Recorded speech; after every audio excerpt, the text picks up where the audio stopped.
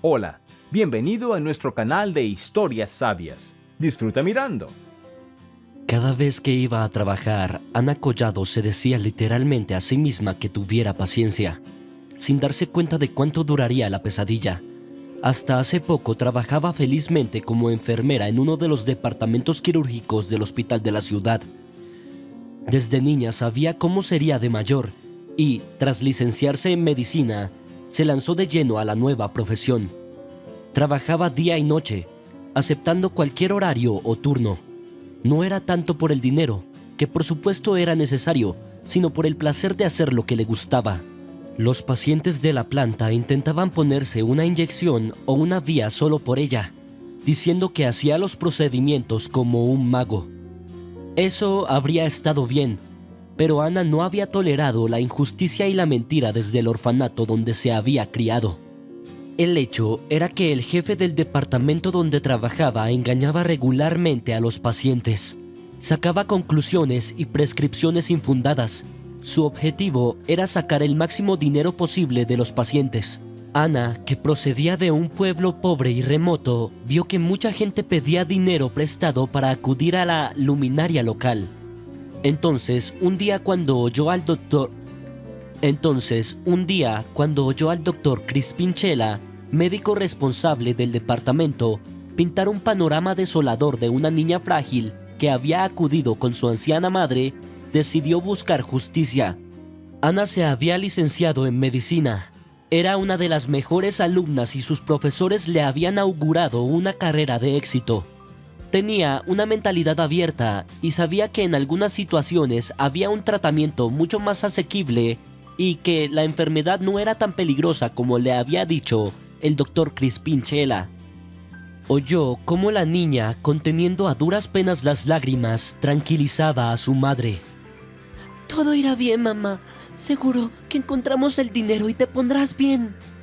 En el pasillo, la hija de la paciente hizo muchas llamadas telefónicas a diversas personas, y lo más probable es que las llamadas no dieran el resultado deseado. Aquello fue el colmo de la paciencia de la enfermera, que en ese momento se puso en la piel de aquella pobre chica. Ana esperó a que saliera el médico y, acercándose con voz tranquila pero decidida, comenzó. Crispin Chela, ¿te das cuenta de que es evidente de que esta familia no tiene dinero para el tratamiento que le has recetado? Y no es necesario. Por un momento se sintió desconcertado por la insolencia, pero luego respondió literalmente con un siseo. Enfermera Collado, ¿qué crees que estás haciendo? ¿Quién te crees que eres? Vuelve a tu mesa y haz tu trabajo. A partir de ese día se desató el infierno en el hospital para Ana. Le daba pavor ir a trabajar y no sabía por qué otra cosa la reprendería Crispin Chela. No se avergonzaba ni del personal ni de los pacientes, y ahora regañaba a la chica por cualquier nimiedad. Si no encontraba algo de lo que quejarse sobre el trabajo, seguro que decía algo sobre el aspecto de una enfermera. El caso es que Ana era alta, con sobrepeso, pero muy encantadora. Nunca había pensado mucho en su aspecto. Desde su nacimiento, la niña había sido más rellenita que sus compañeras y estaba acostumbrada a las burlas y mofas, pero todo era un recuerdo de la infancia. Ahora se había convertido en motivo de burla por parte de sus compañeros, lo que era mucho más hiriente. Una mañana, cuando Ana acababa de llegar al trabajo, entró Crispin Chela. Estaba de buen humor, saludó a las enfermeras y le dio la espalda a Ana. Luego, como si se acordara, se volvió hacia ella. Collado, he estado pensando que deberías perder algo de peso, y ni siquiera sabes lo suficiente para ser enfermera en nuestro departamento, así que pensé que sería mejor y más útil para ti trabajar como limpiadora. Te gustará más, porque eres una simple campesina. Se dio la vuelta en la puerta y miró a Ana. Espero que los suelos y las ventanas estén relucientes y que cambies los pañales de los pacientes con regularidad. Ahora estarás todo el día ocupada con el trabajo físico y no tendrás tiempo de pensar en tonterías ni de meter las narices en tus asuntos. Sonriendo y guiñando un ojo a Lilia, la belleza local, se dirigió a la salida. En ese momento, Ana quiso huir, esconderse o simplemente echarse a llorar. pero sabía que nadie se compadecería de ella ni la tranquilizaría, y no iba a mostrar su debilidad delante de aquel déspota. Todo el equipo, desde los primeros minutos del conflicto entre el plebeyo del pueblo y el famoso cirujano de la ciudad, por supuesto, se pusieron de su parte. Solo se rieron de la enfermera. Dijeron, encontró a alguien con quien discutir. Era necesario hacer su trabajo en silencio y permanecer fuera del camino. Una chica de campo tan sencilla fue llevada a uno de los mejores hospitales de la ciudad, por lo que pensó en luchar por la verdad. Los colegas cotillaban. Deberías alegrarte de que, con tu buen aspecto y tus antecedentes de orfandad, te hayan ingresado en un conocido hospital de la ciudad, reprendió Lilia. Para ella era fácil argumentar. La propia Lilia no era de familia rica, pero su madre y su abuela tenían 3 trabajos para que la niña no necesitara nada. Pero a la guapa no le interesaba, porque su sueldo se lo saltaba en restaurantes y discotecas, sin pensar de qué iba a vivir. Lilia siempre estaba rodeada de admiradores, y todos los pacientes le regalaban flores y dulces. Sus superiores también la trataban con mucha indulgencia. Otros ya habían sido despedidos por esas infracciones que Lilia permitía, y ella solo podía sonreír y decir, Lilia, pero como venga, recomponte e intenta trabajar bien a partir de ahora.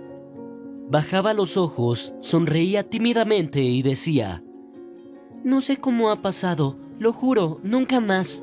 ¿Cómo podía entender esta belleza mimada a Ana, que no tenía a nadie que cuidara de ella desde hacía mucho tiempo? Llevaba años contando consigo misma, y ahora había decidido ser paciente pasara lo que pasara. De algo tenía que vivir.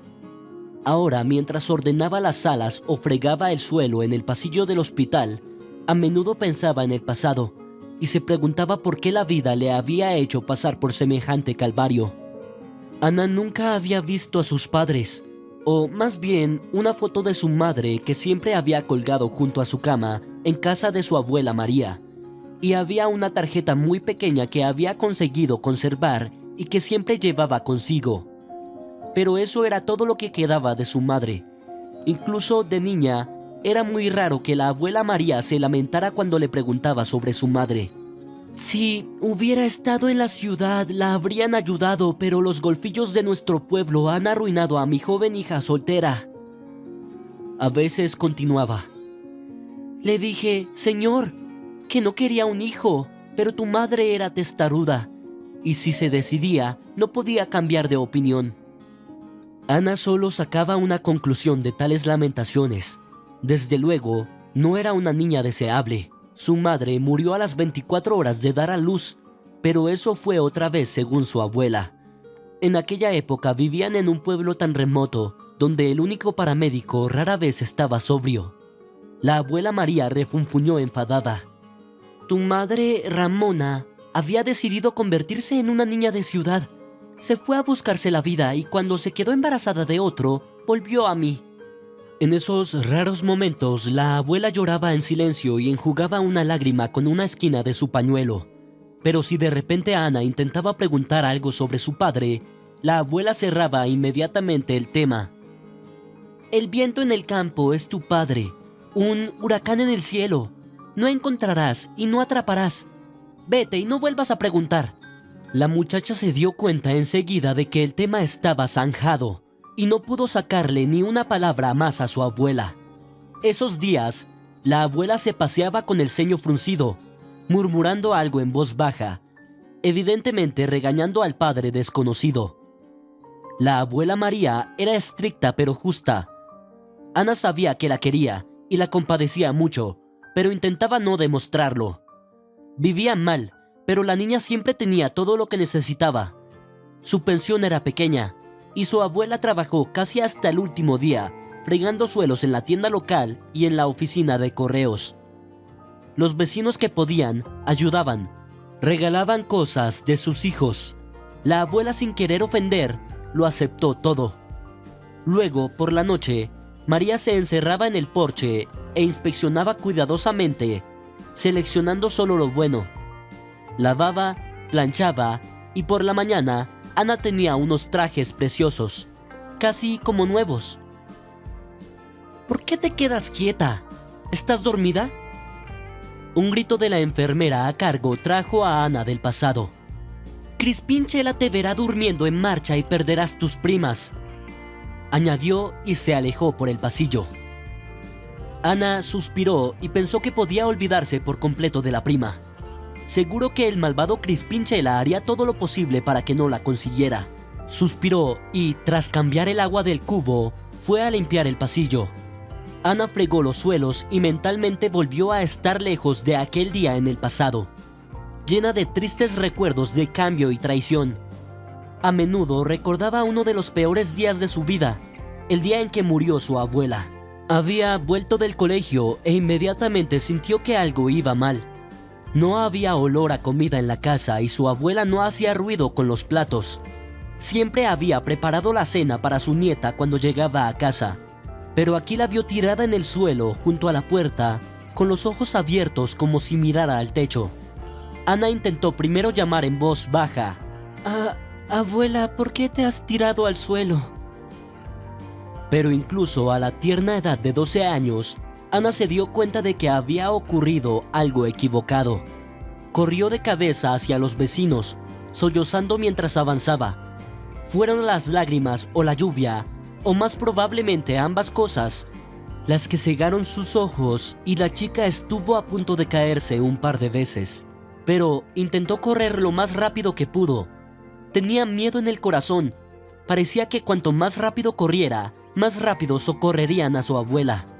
Al cruzar el umbral de la vecina, Ana empezó a agitar la mano en dirección a su casa y a susurrar: «Abuela, ahí está la abuela». Se sentó exhausta en el suelo fuera de la casa y el resto fue como un sueño. Los vecinos entraron corriendo. Todos sollozaban, le acariciaban la cabeza y se lamentaban. «Huérfano, ¿cómo estás ahora? ¿Quién te necesita ahora?». Esa noche pasó la noche con los vecinos. Estuvieron susurrando y hablando durante mucho tiempo. Las mujeres lloraban y los hombres fumaban en el patio. Tras el funeral de su abuela, Ana fue internada en un orfanato de un pueblo cercano. Ana no era muy sociable, y allí se encerraba en sí misma y no hablaba con nadie. A menudo se le veía sentada en el margen con libros, o en la puerta de la unidad médica. Ana pasaba horas estudiando carteles y folletos sobre temas médicos. Un joven médico que trabajaba en el orfanato se fijó en la niña, regordeta y tranquila. Un día se acercó en silencio a la chica, que estaba estudiando de nuevo el póster médico, y le preguntó: ¿Tienes curiosidad? ¿Quieres ver lo que hay en el armario? Ana asintió rápidamente sin dudar, como si temiera que Ángeles Carrasco cambiara de opinión. Conteniendo la respiración, la chica se quedó mirando el instrumental médico, y desde aquel día se convirtió en una visitante asidua del Templo de la Medicina. Le pareció entonces que la vida de todos los habitantes del orfanato dependía de Ángeles. Incluso pensó que si aquella mujer hubiera estado allí para su abuela y su madre en los momentos de necesidad, seguramente estarían vivas, pues quien acudía a aquel despacho con según qué penas, siempre salía con una sonrisa en la cara. Seguro que el dolor se quedó tras esa puerta, y probablemente fue uno de esos momentos en los que decidió formarse para ser profesional de la medicina y ayudar a la gente. Quería ser como un hada, una hechicera, capaz de curar cualquier enfermedad. Ana se preparó diligentemente para estudiar medicina y, cuando llegó el momento, se incorporó sin problemas. Ángeles siempre estaba ahí para ayudarla y apoyarla. Para entonces, Ana era una niña regordeta que se había transformado en una escultural belleza de cabello largo. Era muy diferente de sus compañeras, que solo hablaban de chicos y dietas. A Ana, eso no le importaba en absoluto. Así que las bellezas del orfanato se sorprendieron cuando la gordita, como solían llamarla desde niña, estaba esperando al chico de la ciudad en la puerta del internado. Quedó claro porque los ojos de la chica irradiaban últimamente una especie de brillo sin precedentes. Se había puesto más guapa e incluso su peso la hacía parecer aérea y flotante. Resultó que se había enamorado y el sentimiento era mutuo. Se conocieron por casualidad. A Ana le gustaba pasear por el parque junto al lago cercano, que estaba muy cerca del orfanato. Cuando hacía buen tiempo, se sentaba en la playa y se olvidaba del tiempo. Cuando hacía malo, se limitaba a deambular por las callejuelas, soñando con el futuro o recordando el pasado. Uno de esos días, un tipo en bicicleta estuvo a punto de atropellarla.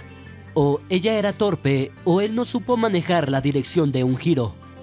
Ambos se disculparon torpemente al principio, luego se rieron y el joven sugirió: yo, como caballero, estoy obligado a disculparme. Así que les sugiero que con este tiempo tan húmedo se tomen un café y prueben un postre muy sabroso. Hay una cafetería cerca y los postres son maravillosos. La chica, por supuesto, aceptó. Bebieron lo que a ella le pareció un café delicioso y hablaron de libros. Luego deambularon largo rato y hablaron de todo. No querían marcharse, así que acordaron reunirse allí al día siguiente. Todos los días, Bernardo, que así se llamaba el joven, se quedaba en la puerta del refugio esperando a su bella. Las compañeras de piso murmuraban desconcertadas: ¿qué podría encontrar este bombón de ciudad en una simple chica de campo? Pero cada vez que se encontraban, era como si la pareja no se diera cuenta de que había alguien o algo a su alrededor. Disfrutaban de cada día, de cada momento que pasaban juntos. Después del orfanato, Ana no tuvo problemas para ingresar en la facultad de medicina. Bernardo fue el primero, y quizá el único, en felicitarla por tan feliz ocasión. La saludó con un enorme ramo de flores, la besó y le dijo: no tenía ninguna duda de que te iría bien en los exámenes de ingreso. Apoyó a Ana casi siempre y en todo, y se convirtió en la persona más cercana y querida para ella. Todo en la relación de la pareja era tan fácil y alegre que Ana ni siquiera pensó dos veces por qué Bernardo no había presentado a su amada a sus padres. Los amantes ya soñaban con el regreso de Bernardo tras servir al ejército y con la boda. Al ver partir a su amado al ejército, Ana lloró y dijo: está bien, es solo temporal, y la separación solo hará que nuestro amor se haga más fuerte. ¿Verdad, mi amor? Bernardo le secó las lágrimas de las mejillas y le susurró al oído con una sonrisa: por supuesto, cariño. El tiempo pasará volando y volveremos a estar juntos. Cuando Bernardo se marchó al ejército, la única salvación para la niña fueron las cartas que esperaba. Al principio eran frecuentes y muy dulces, pero con el paso de los meses se hicieron menos frecuentes y más frías y amistosas. Cuanto más se acercaba el regreso de su amado, menos cartas recibía. Ana no pensaba en ello. Contaba los días que faltaban para el regreso de Bernardo, pero este no se produjo de la forma que ella había imaginado. Un día, cuando Ana regresaba del campus universitario a la residencia, donde había vivido todos sus años de estudio, la llamó un guardia. Ese soldado vino a verte. No esperó, sino que dejó una carta. Toma, me pidió que te diera esto. La chica reconoció inmediatamente la letra de su amado. Había guardado todas las cartas en una caja, junto con unos zapatos blancos que había comprado para la ocasión, y podía imaginarse llevándolos a su boda con Bernardo. Ana volvió a mirar el sobre. No tenía sello de correos. Obviamente, la carta había sido entregada en el albergue, no enviada por correo. Sonrió feliz, porque eso significaba que Bernie había llegado.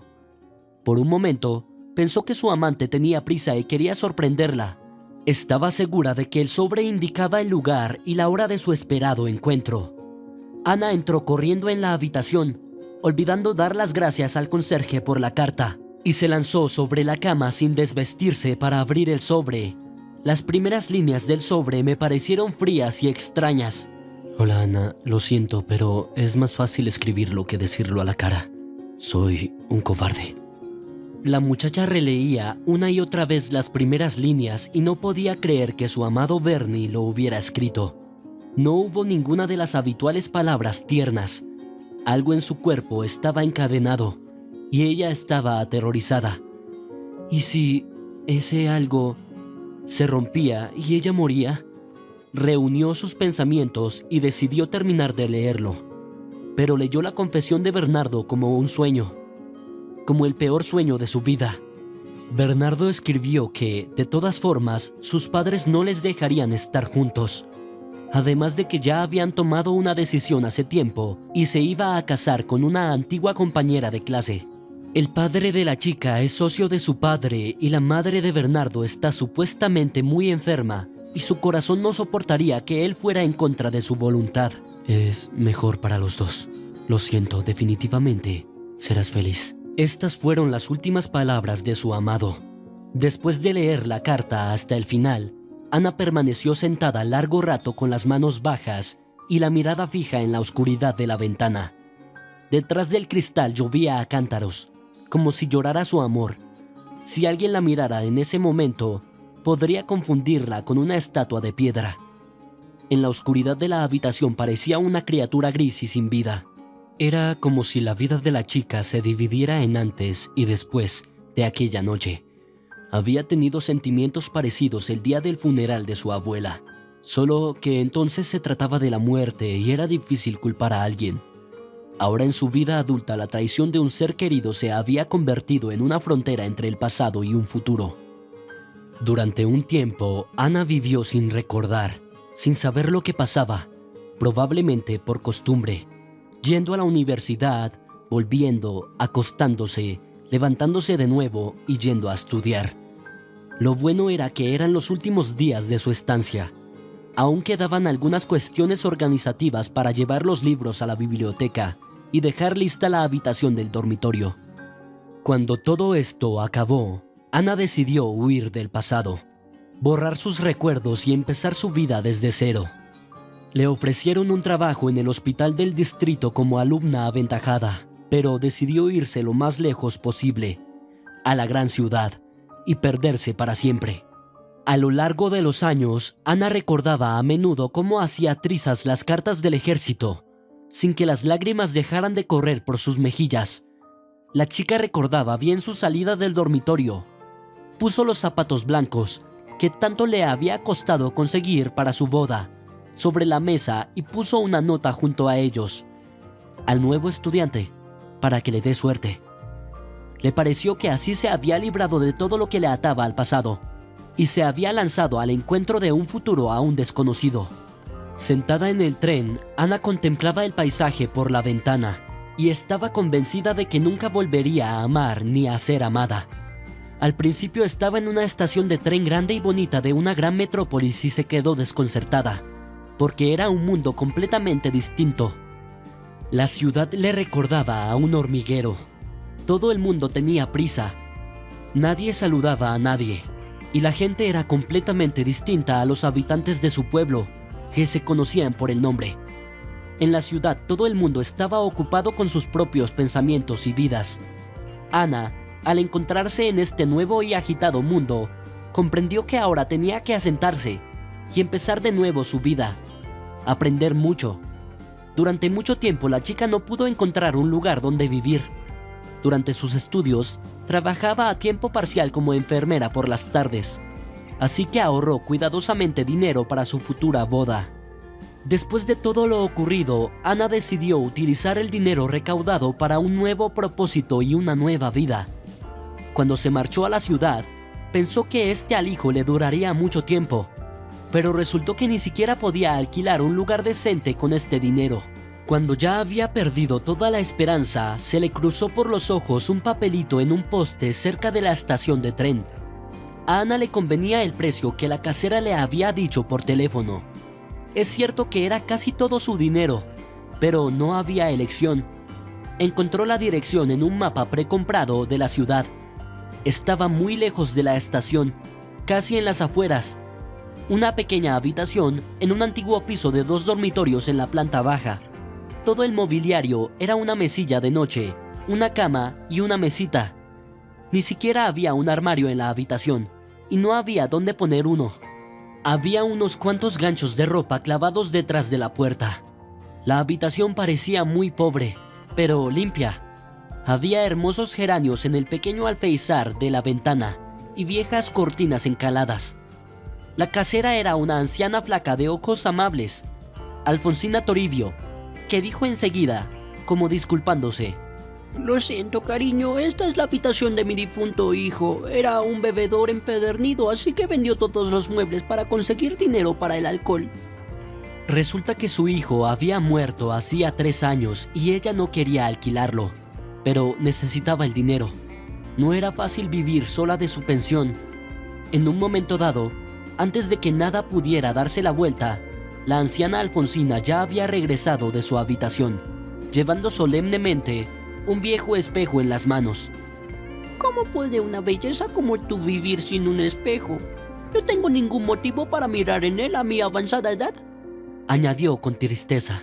Esa misma tarde, Alfonsina llevó a Ana a la cocina y casi le ordenó que usara sin pudor todo lo que veía. El primer día que la chica fue a buscar trabajo, un licenciado en medicina con una nota media tan alta fue aceptado inmediatamente en uno de los hospitales de la ciudad. Trabajar en quirófano no era fácil y el trayecto duraba casi 1 hora en cada sentido. Pero Ana estaba bien. Aceptó todos sus turnos y aceptó trabajo extra. El duro trabajo y el trayecto de ida y vuelta le ocupaban mucha energía y tiempo, sin dejarle espacio para pensar en el pasado a pesar de su exigente agenda. A Ana a veces le gustaba hacer un par de paradas a pie. Un día en la oscuridad de la calle, oyó un suave grito o chillido. Cuando se volvió hacia el lugar de donde procedía el llanto, Ana vio un pequeño bulto peludo con ojos brillantes. Era un cachorro joven, con aspecto muy infeliz. Ana lo cogió, sin miedo a ensuciarlo, y lo sostuvo en sus brazos. «Pobre bastardo, ¿de dónde vienes?» Está bien, no te acobardes. Vamos a que te laven, te den de comer y te conozcan». Cuando Ana llegó con su nuevo inquilino, la casera se puso muy contenta. Me divertiré más mientras Ana está en el trabajo, dijo la anciana Alfonsina mientras cogía al cachorro en sus brazos. Cuando lo lavaron, resultó ser un verdadero milagro.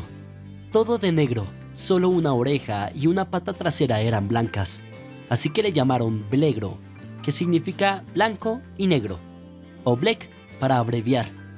Ahora Ana se dirigía alegremente a casa, donde fue recibida por su fiel amiga que movía la cola. Alfonsina hablaba alegremente de sus rarezas del día, y todo iba bien, y Ana empezaba a recordar el pasado con menos frecuencia y se estaba acostumbrando al presente, de no ser por un desafortunado conflicto con el cirujano. Le dolió hasta las lágrimas que tras licenciarse en la universidad con matrícula de honor, lavara suelos en el hospital y escuchara los reproches del malvado Crispín Chela. Pero no había nada que hacer, de algo tenía que vivir. Así que Ana siguió viniendo a trabajar sin muchas ganas y con miedo con cada día. A pesar de ello, intentaba realizar sus tareas de forma impecable, lavando, limpiando y fregando. Los pacientes le tenían mucho cariño, solo que ahora sentían pena por ella y se lo decían. «¿Qué tal, Ana? No es suficiente de sus manos de oro. Nadie mejor que usted puede hacer una inyección». Pero la chica respondió sonriendo tristemente. «Bueno, a lo mejor las cosas se arreglan solas y te pondré inyecciones intravenosas». Esperaba de verdad que el malogrado Crispín Chela cambiara alguna vez su cólera por piedad y le devolviera al departamento a sus tareas anteriores. Pero todo seguía igual, y Ana continuaba limpiando el pabellón cada mañana. El día empezó con Crispín Chela exigiendo que las salas VIP estuvieran relucientes. Eran varias salas al final del pasillo, separadas del resto por un arco de plantas vivas. Había un pequeño frigorífico y un televisor en cada una de las habitaciones, aire acondicionado en verano y calefacción opcional en invierno. También había un humidificador y un cuarzo. Y el menú era especial, aunque dietético y refinado, y se servía directamente a las salas. El médico que atendía estas salas era, por supuesto, el propio Crispín Chela. Pasaba la mayor parte del tiempo aquí, adulando a cada paciente. De hecho, un día en esta habitación costaba casi tanto como el sueldo de un mes de Ana, y, encima, cada vez que el médico se encontraba con los familiares recibía pesados paquetes de regalos. Ana sintió como si hubiera estado esperando esto todo el tiempo. A veces, cuando recibía una bolsa de regalos y echaba un vistazo a hurtadillas, se sentía claramente decepcionada, y su actitud cambiaba inmediatamente. Se despedía de los pacientes con frialdad y se marchaba de inmediato, refiriéndose a su trabajo. Una vez que ella misma ha visto a un paciente dado de alta de una operación de apendicitis poner el dinero en el bolsillo del cirujano, en ese momento apartó rápidamente la mirada y esperó a que se despidieran. Fue a preparar la habitación para un nuevo paciente. Sumida en sus propios pensamientos, Ana cambió luego la ropa de cama por otra limpia. Limpió el polvo de los muebles y los alféizares de las ventanas.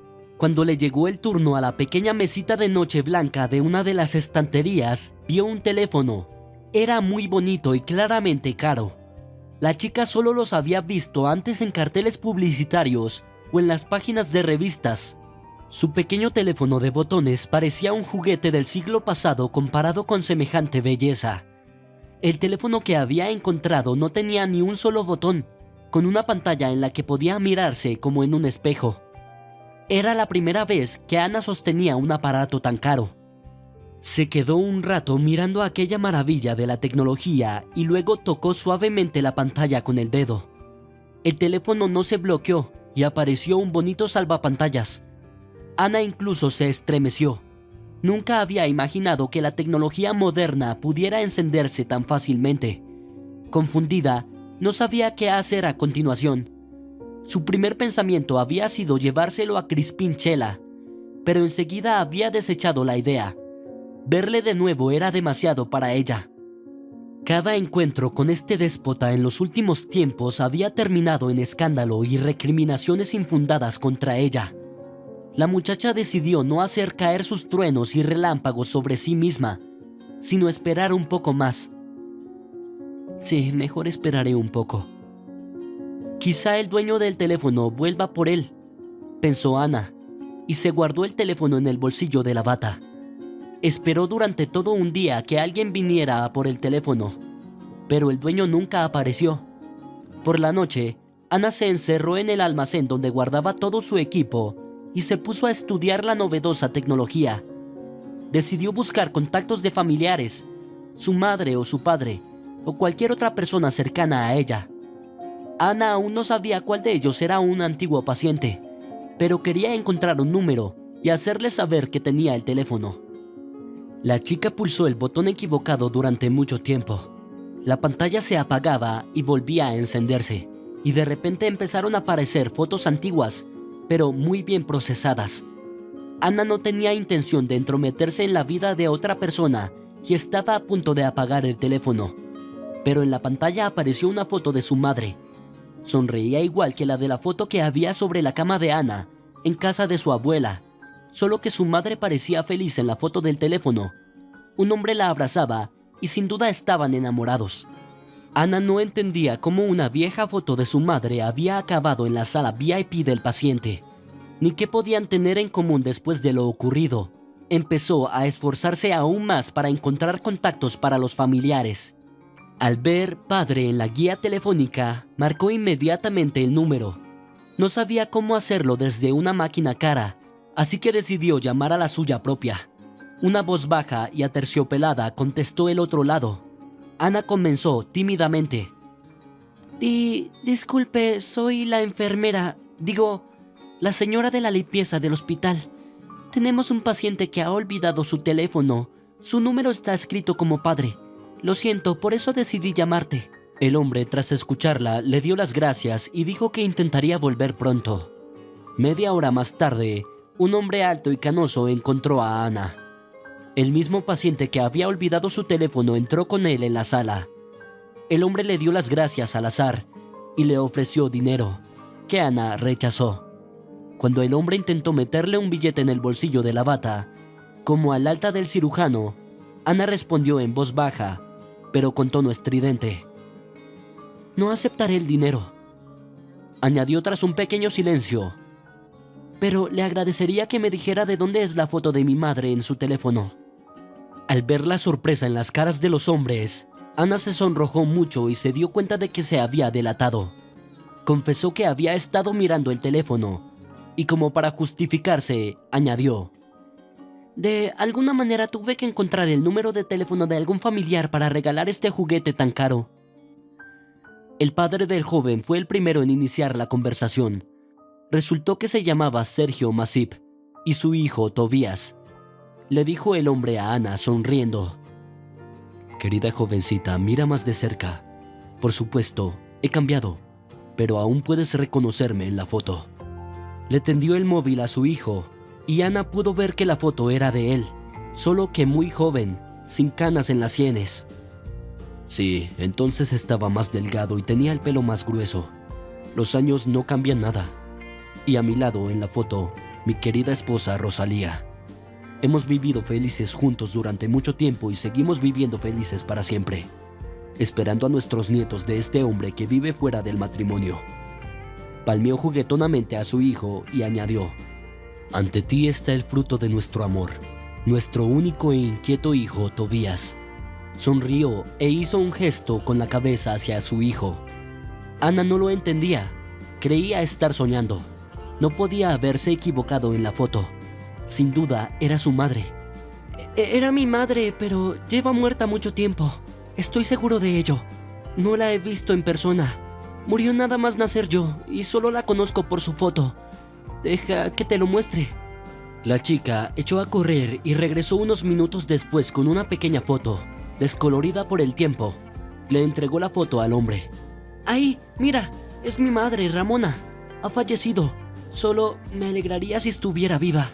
Sergio le quitó suavemente la foto de las manos y la miró en silencio durante un rato. Permítame, jovencita, refutar la afirmación de la muerte. La belleza de la imagen está viva e ilesa, como puede comprobar usted misma. Se ofreció a ir con ellos y ver a la mujer de la foto en persona, por así decirlo. Acordaron que al día siguiente él recogería a Ana a la salida del trabajo y que ella les visitaría para conocer en persona a la heroína de la foto. Ana tenía mucho miedo y no entendía por qué, pero no podía negarse al encuentro. Sabía que nunca recuperaría a su madre. Al conocer a su copia, esperaba encontrar a la familia que había echado de menos todos estos años. Se había preparado para este viaje con mucho cuidado.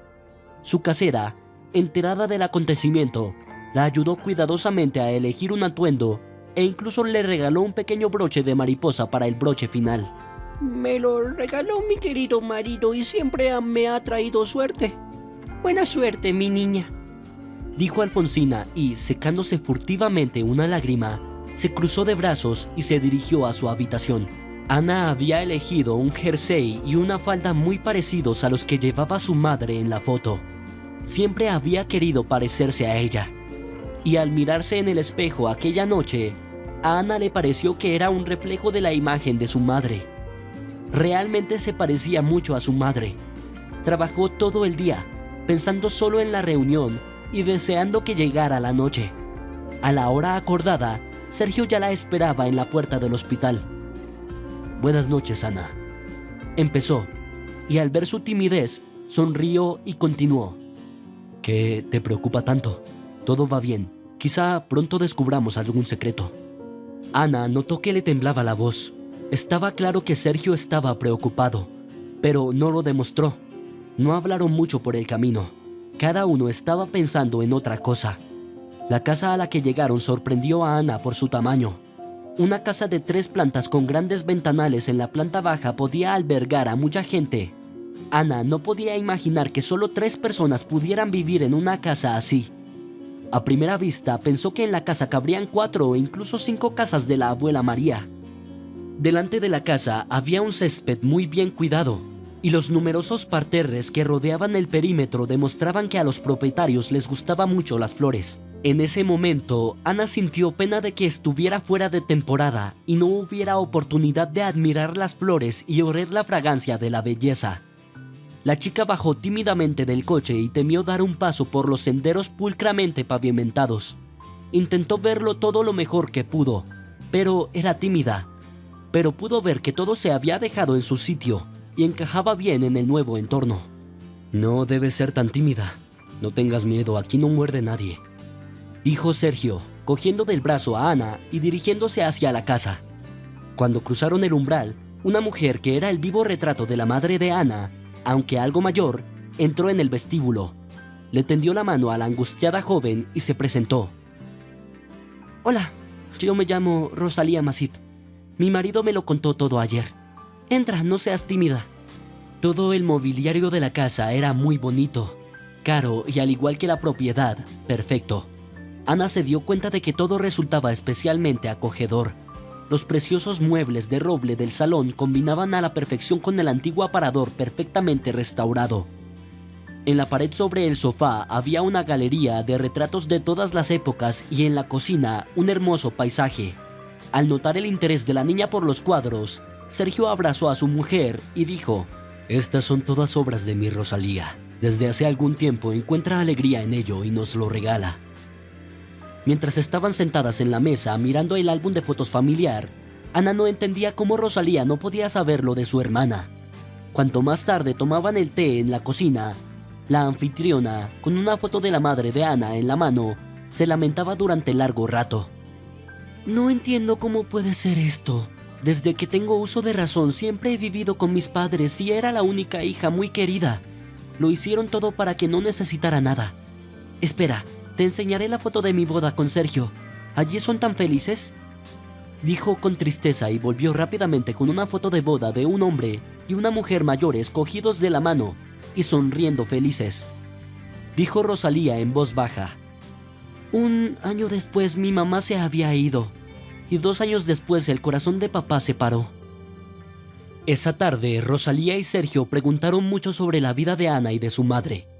Pero, ¿qué podía decir si nunca la había visto? Solo cómo echaba de menos el cariño y los cuidados de su madre. Cómo deseaba acurrucarse y contar todos sus problemas de niña. Aquella noche se separaron como viejos y muy buenos amigos. Los anfitriones les pidieron que no desaparecieran y que no dejaran de venir a visitarles. Sergio ya había decidido que tenía que averiguar qué había pasado. A la mañana siguiente llegó a la oficina. Era el dueño de una gran empresa de construcción y encargó al jefe de seguridad que averiguara todo sobre el nacimiento de las gemelas Rosalía y Ramona. Un par de días después se supo todo. Hace muchos años las niñas fueron abandonadas en pleno hospital. Inmediatamente después de nacer, su madre desapareció y nunca se la volvió a ver. Las niñas fueron entregadas a un orfanato y pronto los bebés, bonitos y perfectamente sanos, fueron llevados a familias. Pero no a la misma familia, sino a otras diferentes. Al principio la madre de Ana era adoptada y quien se las llevó fue la abuela María. Entonces todavía una mujer joven y llena de vida, pero muy sola. Unos años antes había perdido a su marido, que se había consumido como una vela en una semana. Antes había tenido un hijo, pero había muerto en un accidente de coche. Así que se quedó sola. La había aconsejado una vecina en ese momento. «Vete, María, al barrio. Allí hay un refugio. Lleva una hija o un hijo. Es duro vivir sin cuidar a los tuyos». Lo había planeado durante mucho tiempo. Pospuso el viaje varias veces, pero decidió ir. Y cuando llegó, se enamoró inmediatamente de la niña de ojos marrones. Ella ya sabía con certeza que iba a llevarse a la chica. Solo cuando se enteró de que tenía una hermana surgieron las dificultades. El director del orfanato la convenció para que se llevara a las dos, explicándole que no podía ser de otra manera. Las hermanas no podían separarse. Todos, incluso las niñeras, repetían como si estuvieran hechizados. La mujer comprendió que no podía educar a 2 niñas en su propio pueblo. No tenía suficiente dinero. Pero, por suerte para ella, resultó que una joven pareja de otra ciudad quería llevarse al segundo bebé. Y así resultó que Ramona, que así se llama la madre de Ana, se ha criado en un pequeño pueblo semiabandonado con su madre María. Y la otra hermana, Rosalía, en una ciudad a cientos kilómetros en el seno de una familia acomodada. Ramona conseguía todos sus trajes principalmente de sus vecinos, y el padre de Natalia se los traía del extranjero, donde estaba a menudo de viaje de negocios. Pero ninguna de las hermanas sospechaba siquiera que hubiera un familiar en alguna parte. En cuanto Rosalía supo todos los detalles sobre su hermana, le pidió a Ana que la acompañara al cementerio. El siguiente día libre, Sergio les llevó al pueblo donde Ana había nacido y vivido algún tiempo. En el cementerio no encontraron inmediatamente la tumba de Ramona, pero cuando la encontraron, se sentaron a llorar en silencio durante un buen rato. Luego Rosalía dijo en voz baja: «Siento, hermana, no haberte encontrado antes. No lo sabía. añadió, volviéndose hacia su marido. Sergio debería tener un monumento, y yo plantaré hermosas flores. Con el tiempo, era cierto que desde lejos se veía la modesta pero bien cuidada tumba, siempre llena de flores frescas de temporada. Desde el día en que todos conocieron el secreto de las hermanas, Ana fue tratada como un pariente más de la familia. La familia Masip intentó ayudarla y apoyarla en todo lo que pudo. Insistieron en que Ana no regresara a la remota aldea, sino que se quedara en la ciudad. La tía de Ana, que ahora era la verdadera familiar de la niña, se hizo cargo de ella. Con la ayuda de conocidos, le ayudó a encontrar un piso de alquiler asequible e independiente. Aunque pequeño, el precio era simbólico. La casera, amiga de Rosalía, se había marchado un año con un contrato para trabajar en otra región y estaba encantada de alquilarle a ella. Tenía que pagar los servicios y cuidar las plantas de la casa. Todo iba de maravilla, pero aún quedaba una triste asignatura pendiente. Ana seguía fregando suelos en lugar de hacer lo que le gustaba, ayudar a la gente. Cuando Sergio se enteró de que Ana era la mejor alumna de la Facultad de Medicina, se preguntó: ¿lo único que enseñan allí es a cambiar pañales y a fregar suelos hasta dejarlos relucientes? Ana no aguantó más y se lo contó todo. Sergio, enterado del conflicto con el cirujano sobornador, resolvió rápidamente el asunto. Resultó que un viejo amigo suyo trabajaba en el Ministerio de Salud y, tras enterarse de lo que ocurría en el departamento de cirugía del hospital de la ciudad, inició una inspección. Fue rápido y eficaz. Crispín Chela fue despedido y no fue el único. Resultó que estaban implicados un par de médicos más y la enfermera jefe del departamento. El camino hacia la medicina se les cerró para siempre, y el supervisor recién llegado examinó a fondo los expedientes del personal y se sorprendió mucho de que una licenciada tan competente limpiara ventanas y suelos. Inmediatamente nombró a Ana enfermera jefe. Hubo una pausa de un momento cuando anunció esto al reunir a todo el personal de la sala. Lilia miró enfadada a Ana. Ella misma quería estar en ese puesto. El estatus y la buena paga siempre habían atraído a la chica. Solo que conocimientos y experiencia, por supuesto, Lilia no tenía. Al cabo de un momento se oyó un tímido aplauso. Desde aquel día, la actitud hacia Ana en el departamento de cirugía había cambiado radicalmente, al igual que el estado de ánimo de la chica. Ahora se apresuraba alegremente a trabajar por las mañanas, e incluso el guardia de la entrada soportaba que fuera la primera en llegar y la última en marcharse. Estaba dispuesta a pasar 24 horas al día en el hospital por la causa que amaba. Los pacientes se alegraron mucho por Ana. Lo único que lamentaban era que hoy en día rara vez ponía inyecciones e intravenosas. Y si alguien iba a ser operado, los pacientes simplemente le rogaban que fuera ella quien asistiera al médico. Esto ocurría a menudo, ya que el nuevo médico jefe auguraba un gran futuro a Ana. Ana se dio cuenta de ello. En efecto, era insustituible en el servicio de cirugía. Tuvo tiempo de asumir las funciones de enfermera jefe y las del personal de enfermería. Un día, la enfermera de guardia llegó tarde por la mañana, avisada con antelación, y Ana recorrió ella misma las salas. Había un nuevo paciente en la sala de posoperatorios. Durante la noche se había realizado una operación de urgencia a un hombre de unos 50 años. Había que hacer un análisis y Ana lo hizo como siempre, impecablemente. Resultó que el paciente necesitaba donaciones de sangre y las necesitaba urgentemente. Su grupo sanguíneo era muy raro y tenía factor RH negativo. El departamento no tenía existencias. Ana leyó el historial de la paciente y se sorprendió al comprobar que tenía el mismo grupo sanguíneo y el mismo factor RH. Ana era muy consciente de que tales coincidencias eran raras e indicaban claramente un parentesco, pero su primer pensamiento fue por la vida del paciente. Inmediatamente acudió al médico jefe. Antonio Pena, el paciente Suárez de la habitación 26 necesita sangre. El puesto de transfusiones no lo traerán hasta la tarde. Y tengo exactamente la misma. Estoy listo para darla. El médico encargado miró a la chica con sorpresa, pero no podía desconfiar de ella. La joven enfermera siempre tomaba las decisiones correctas. Asintiendo con la cabeza, volvió a sumergirse en el estudio de las historiales de los pacientes. La transfusión de sangre no fue fácil para Ana. Quizá la excitación y la ansiedad fueron demasiadas. Estuvo a punto de desmayarse y sus compañeros apenas pudieron reanimarla.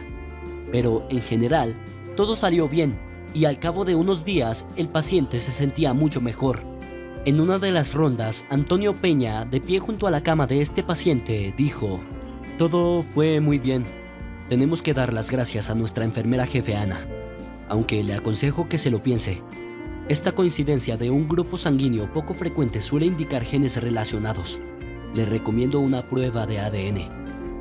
El médico jefe le guiñó un ojo al paciente y salió de la habitación, dejándolo pensativo.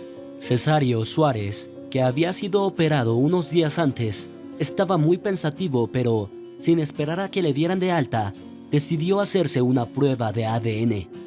Desde primera hora de la mañana, había ensayado varias veces la conversación con su salvador, y no sabía cuál era la mejor manera de empezarla. Pero finalmente se decidió. En cuanto la chica apareció en la habitación, oyó la voz del paciente que llevaba tanto tiempo en silencio, que ya estaba pensando en hablarle ella misma. Pero el hombre se le adelantó. «Muchas gracias», empezó tímidamente el paciente. «Si no hubiera sido por usted, no sé si estaría vivo». El médico dijo que una coincidencia de sangre indica la posibilidad de parentesco. «¿De dónde es usted? ¿Quiénes son tus padres?». En ese momento algo se agitó dentro de Ana. Tenía miedo incluso de esperar que fuera su padre. Pero en el momento de su mente creía en un milagro. Cuando la enfermera empezó a contarle dónde y con quién vivía, sobre su madre, todo lo que sabía por las historias de María, pudo ver en los ojos de Cesario que un milagro era posible. En esos momentos ya se había dado cuenta de que por fin había encontrado a su padre. Pero decidieron documentarlo. Esperaron con impaciencia el resultado de la prueba de ADN. Y cuando lo recibieron, se abrazaron y se sentaron en silencio a llorar durante un largo rato.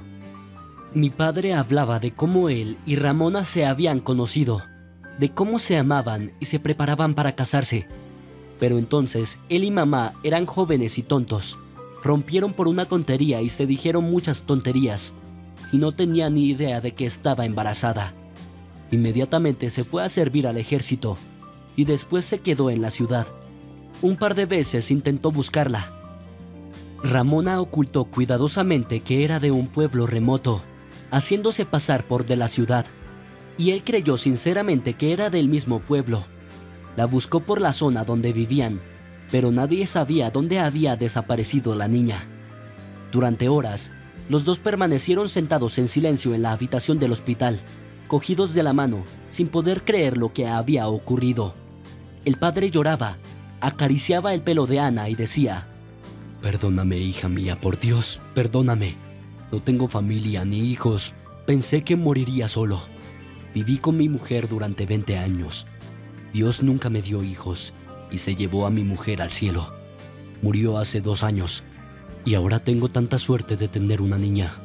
Era como si no pudiera creer lo que había ocurrido.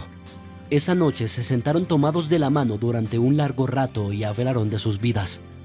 Ana pudo por fin, como en los sueños de la infancia, apoyar la cabeza en el pecho de su padre y contarle todos los problemas, las quejas y las alegrías. El feliz reencuentro entre padre e hija se publicó en el periódico local y en un par de días fueron los protagonistas de la portada. En la portada había una foto de Ana sonriendo y abrazando a su padre. Cuando Cesario recibió el alta hospitalaria, insistió en que su hija se fuera a vivir con él. «¿Por qué necesitas alquilar un piso y pagar dinero? Vivo solo en una casa grande. No necesito tanto espacio para mí solo», le dijo a Ana cuando le conoció. «Múdate conmigo. Es más divertido juntos. Yo estoy todo el día en el trabajo y tú no te sientes en casa. Y podemos hablar y tomar el té por las tardes». Ana se avergonzó, pero su padre insistió, y ella y Belgro se mudaron al piso de su padre y se alegraron de aprender cosas nuevas sobre su vida cada noche y de hablarle de sí mismos.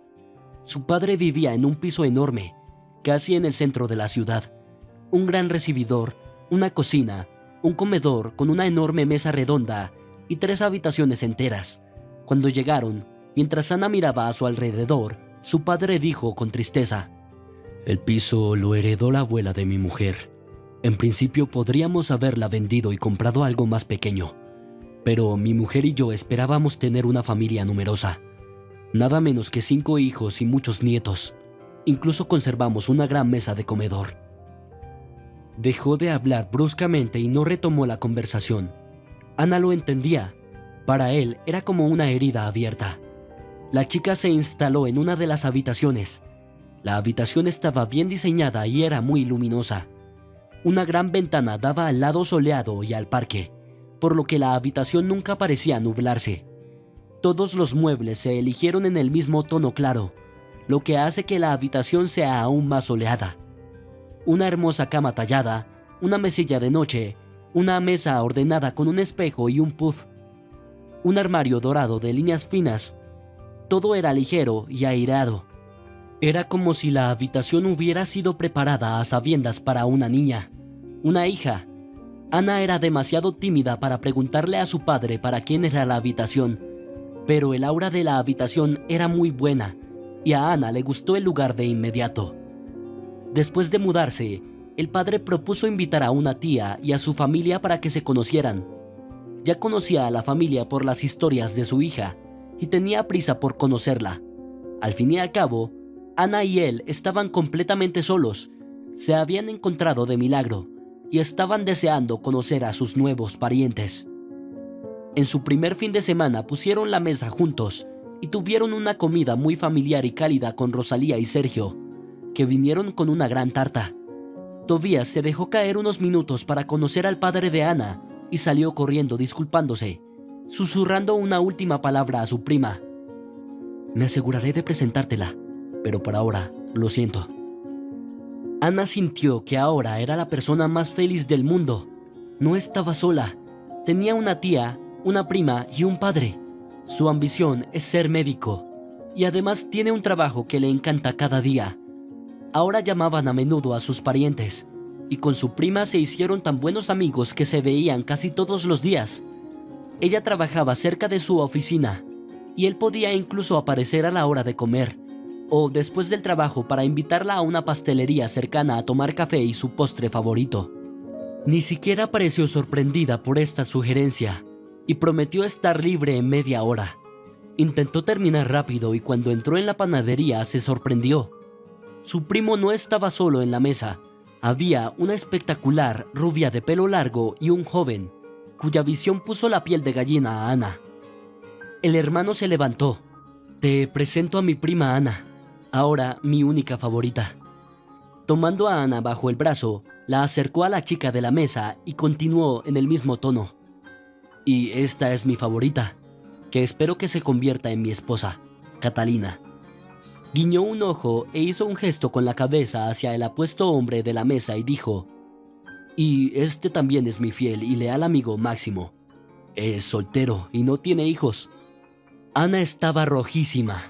No se acostumbraba a las bromas de Tobías. Tenía miedo de levantar la mirada hacia Máximo y se limitó a tenderle la mano en silencio.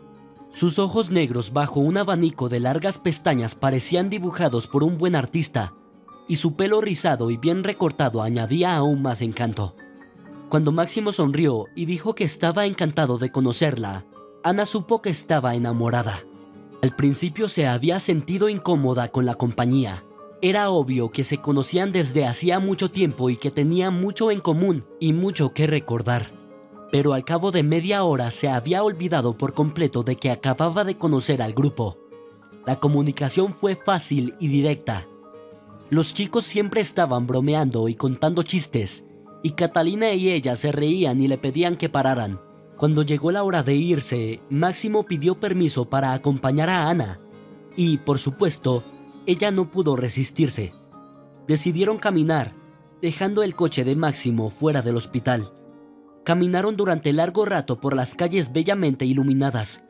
Máximo resultó ser un tipo muy amable y sencillo. Trabajaba para una empresa de construcción, Sergio Masip. Ana y él tenían mucho en común. Habían leído los mismos libros, visto las mismas películas e incluso les gustaba al mismo tiempo la época del año y los dibujos animados. Ambos se sintieron tristes de separarse esa noche, pero ya era bien pasada la medianoche y acordaron encontrarse al día siguiente. Por la noche, Ana se fue a la cama sonriendo feliz. Ana no recordó ninguna de las amargas experiencias del amor, sino que esperó a que llegara el día siguiente. Ana quería volver a ver a Máximo y hablar de cualquier cosa mientras estuvieran juntos, cerca el uno del otro. Se veían todos los días, y una semana después, Máximo vino a recibirla al trabajo con un enorme ramo de flores. Ana, por favor escúchame. Solo podía soñar con alguien como tú. Supe enseguida que era el tipo de esposa que quería tener a mi lado. Cásate conmigo. Tal vez sea una tontería decir esto después de una semana de conocernos, pero te quiero. Ella estaba desconcertada. Se conocían desde hacía poco tiempo y no tenía ni idea de lo que pasaría a continuación. Pero de repente se dio cuenta de que tenía miedo de perderlo y decidió, pase lo que pase, de alguna manera en el mismo aliento dijo: Máximo, estoy de acuerdo. Esa misma noche la llevó a conocer a su madre. Su padre había muerto en una obra mucho antes de que cumpliera 3 años y había vivido con su madre todos estos años. Elena era una mujer muy agradable, de baja estatura y ojos amables. Enseguida se dio cuenta de que Ana estaba muy ansiosa y le dijo: Ana, no te preocupes, no te comeré. Especialmente un protector como mi hijo siempre te protegerá a partir de ahora. Llevó a la niña a su habitación y le dijo que su hijo hablaba constantemente de su Ana. Elena le confesó que había sido ella quien le había obligado a traerla aquí. Cuando estaban sentados en la mesa, tomando el té con la tarta que había comprado Elena, Máximo dijo: Mamá, hoy le propuse matrimonio a Ana. Dijo que sí. Sugiero que vayamos pronto a ver a su padre. Le pediré permiso. La mujer, conteniendo las lágrimas, se acercó a la niña, la abrazó y le dijo: Me alegro mucho por ti. Me alegro mucho de que mi hijo vaya a tener una esposa tan maravillosa. Espero que su padre tampoco le importe su matrimonio. En el día libre, Ana pone la mesa preocupada. Mi padre ayudó arreglando las sillas y los platos. Ana invitó a todos a la cena: a Rosalía, a Sergio y por supuesto a Tobías. La emoción de Ana se desvaneció rápidamente. Todos parecían conocerse desde hacía mucho tiempo. En la mesa discutían activamente cómo y dónde celebrarían la boda, qué tipo de champán beberían, cómo organizarían todo. Era como si la joven pareja ya la hubiera decidido todo por sí misma. Máximo solo intentó interrumpir alegremente: Quizás podrían preguntarnos a Ana y a mí. Sergio respondió con un guiño: Tienen que quererse y darse un beso de buenas noches en la boda, así que practiquen y te ayudaremos con la organización. El tiempo ha pasado. Para nuestro aniversario de boda decidimos poner esa gran mesa en el salón del piso de mi padre. Todos se reunieron menos Ana. Casualmente, en ese mismo momento, todos no podían sentarse en la mesa hasta que hubiese oído las noticias de la maternidad. A primera hora de la mañana, Ana se puso de parto y Máximo la llevó al hospital. Y ahora la mesa estaba puesta con los platos más exquisitos, pero todos estaban esperando. Solo Sergio y Cesario se tomaron un momento para brindar en voz baja a la salud de la parturienta mientras susurraban un brindis en la cocina. El timbre del teléfono en casa de Máximo parecía haberse triplicado. Después de escuchar el altavoz, tiró alegremente el teléfono al sofá, abrazó a su madre y gritó: Enhorabuena, mami, por tu nuevo nieto. Tú eres 2 veces abuela y yo tengo 2 hijas. Soy el padre más afortunado. Oh, lo que empezó en la casa.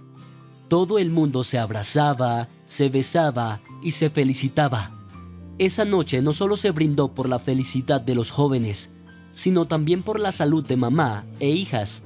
En lugar de un castillo de fuegos artificiales de celebración en la mesa, se escuchó la noticia: Tobías y Catalina decidieron casarse también. Pero la sorpresa para los presentes fue otra noticia. El padre de Ana se levantó y dijo: Ya está, es la hora. Quiero que esta fecha sea memorable para todos, pero a nuestra manera. Ahora somos abuelos y tenemos derecho a decir lo que pensemos. Elena, cásate conmigo también. Que todo vaya bien para todos. Elena estaba confusa, pero ante los aplausos no pudo negarse y besó a su prometido. Si te ha gustado la historia, por favor, dale un me gusta y suscríbete al canal.